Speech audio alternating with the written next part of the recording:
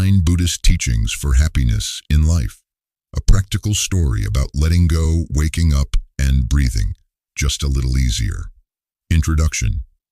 So, what is happiness, really? Let's be honest, the word happiness gets tossed around more than a soccer ball at a weekend barbecue. Everyone wants it, everyone talks about it, but ask 10 people what it means, and you'll get 11 different answers. Some folks chase it like it's hiding under the next promotion. Others try to drink it, scroll to it, swipe into it, or spend their way toward it. But here's the thing. What if we've been looking for happiness in the wrong places? Not in some grand, finger-wagging way, just quietly missing the point. Buddhism doesn't claim to have a magic button that makes life easy, but it does offer something strangely comforting, almost rebellious in its simplicity. It says, maybe happiness isn't something you chase. Maybe it's something you uncover, like dusting off a mirror, or sitting still long enough to hear your own heartbeat again. This isn't about sitting cross-legged on a mountaintop, though, hey, that does sound peaceful. It's about walking through your regular life, emails, traffic, laundry piles, and learning how not to suffer through it all. So, yeah, this story isn't really about Buddhism as a religion. It's about 9 simple, profound teachings that have helped millions of people feel a little lighter, a little less tangled in their own thoughts, a little more like themselves. Let's start. First, dukkha, the truth nobody wants to hear, but everyone needs to imagine this. You finally finish your to-do list. You sit down with your favorite drink, sun's out, playlist's good, and out of nowhere, that weird, empty feeling creeps in. Familiar, that's dukkha. It's the first of Buddhism's 4 noble truths. And no, it's not just about suffering in the dramatic sense. Dukkha is the subtle discomfort that trails behind most things we do, that itch you can't scratch. The background hum of this isn't quite it. Here's the tough love part. Life isn't always pleasant, and weirdly enough, pretending it should be makes it worse. But here's the twist. Recognizing that discomfort is actually the first step toward peace. Not pretending it's not there. Not distracting ourselves out of it. Just noticing. It's like hearing the rattle in your car engine for the first time. You don't panic. You don't judge. You just realize, okay, something's off. Let me listen. And this isn't just spiritual fluff. Psychologists talk about it too. The idea that resisting negative emotions only amplifies them. Acceptance doesn't mean you love the pain. It just means you stop arguing with reality. And man, that's freeing. Second, anicca.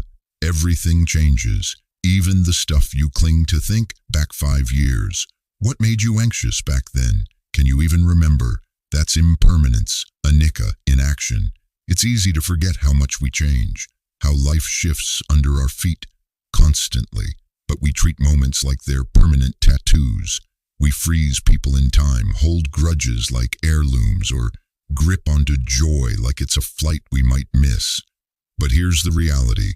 Everything changes, always. And it's not a bug in the system, it's the system. The funny thing is, when you really sit with that truth, it's not scary, it's freeing. If nothing lasts, then you don't have to hold on so tightly. You can enjoy the highs without fearing their end. And you can survive the lows knowing they're temporary guests, not permanent roommates. This doesn't mean we stop caring, it just means we stop trying to freeze-frame life like a movie still. Because real peace? It's found in movement. In letting things come and go like waves. Honestly, the tide was never yours to control anyway. Third, anatta. The self isn't what you think it is. Here's where things get a little weird. In a good way. We walk around with this sense of me, my thoughts, my story, my past, my plans. But Buddhism has a very different take. That fixed, permanent self you think you are, it's more like a clever illusion. Anatta means no self, but it's not saying you don't exist. It's saying you're not stuck as anything. Think of it like this. You're not a statue. You're a river, ever changing, always flowing. The thoughts you had 5 minutes ago? Gone. The emotions you'll feel tomorrow? Unknown. When you stop gripping so tightly to a fixed identity, something beautiful happens. You become more open, more flexible, less defensive. Say someone insults you. If you're tangled up in ego, it stings like hell. But if you realize that self is more like a passing cloud than a solid mountain, you shrug. Or at least, you breathe through it. Anatta is permission to change, to grow, to say, hey, I was wrong, or I'm not that version of myself anymore. And isn't that the whole point? 4. Mindfulness, the art of coming back to now. Okay, buzzword alert. Mindfulness is everywhere, from meditation apps to cereal ads. But strip away the branding and you get something astonishingly simple. Mindfulness is just the practice of being present, like fully here. Not thinking about dinner while you're on a Zoom call, not scrolling through Instagram while watching TV, not mentally rehearsing your grocery list during a walk, just noticing your breath, your feet on the ground, the sound of birds, or the dishwasher. Whatever is happening now without needing to fix it. Sounds easy. It's not. Our brains are like caffeinated squirrels, constantly jumping from past to future. Regret, planning, worry, replay, and again. But every time you come back to the now, you're training your mind to be here. That's where peace lives. Not in the next achievement, not in next week's schedule, right here, in the moment you almost missed. 5. The middle way. Life's not a tightrope. It's a dance floor. You ever go all in on something and burn out 2 weeks later? That's why Buddha talked about the middle way. After years of extreme deprivation, we're talking nearly starving, he realized something crucial. Happiness doesn't come from extremes, not indulgence, not self-punishment, but balance. It's like tuning a guitar. Too loose, no music, too tight, it snaps. The middle way invites you to be gentle and disciplined, to care about your life without being obsessed, to rest and work with meaning. You don't have to meditate for 5 hours or give up coffee, just maybe don't live off Red Bulls and Twitter doom scrolls either. This teaching isn't about mediocrity, it's about harmony.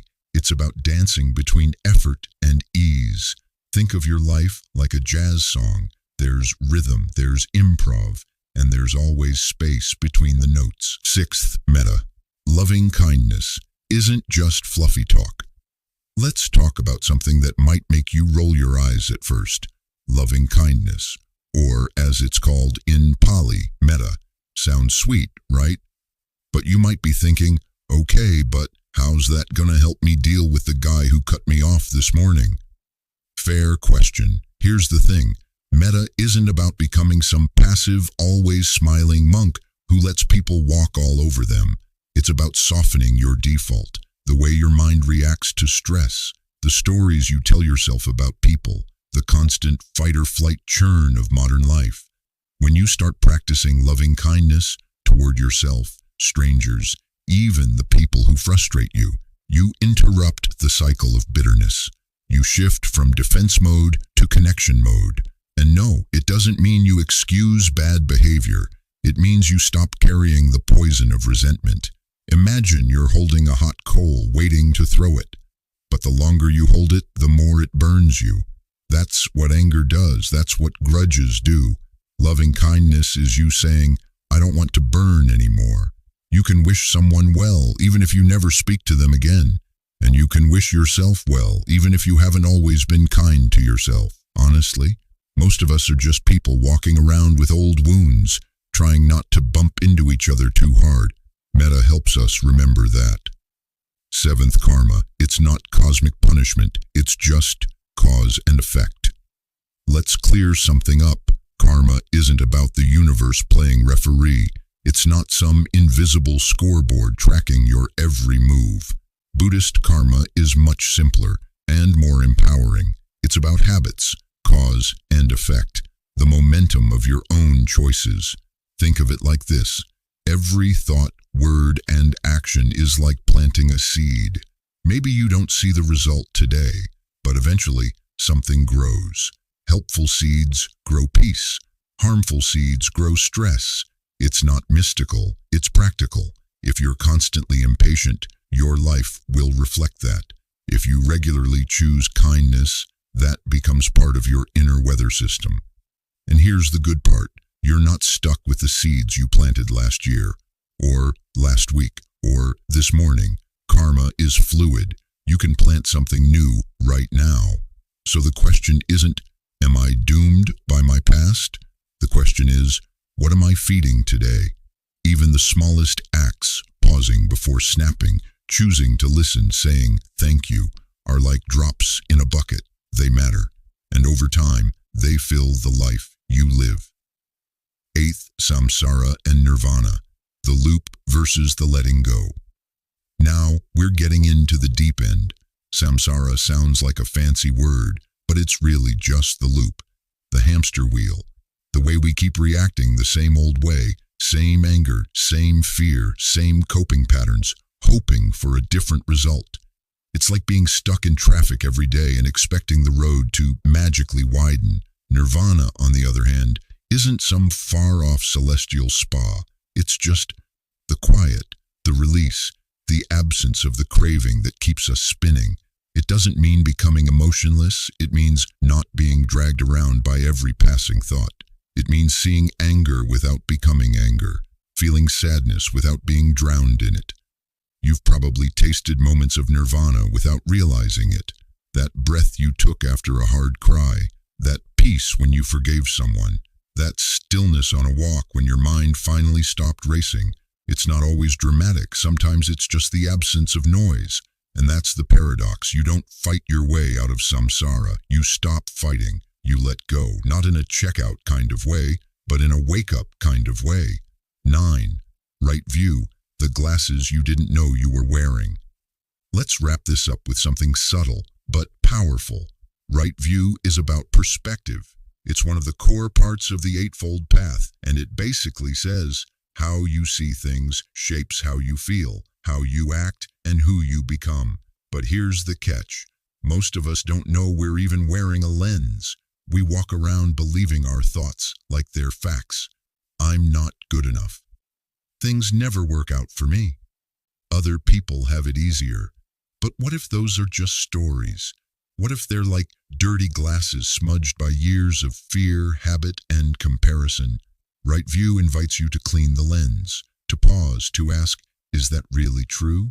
Not in a self-help poster way, in a deeply curious way, because the way you see life becomes your life.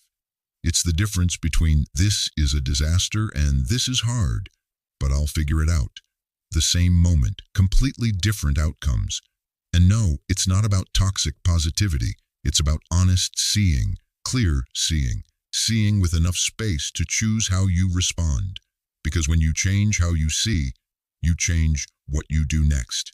Conclusion: happiness was never out there. So, what if happiness isn't the prize at the end of some perfect life? What if it's what's left when you stop grasping, judging, and rushing past yourself?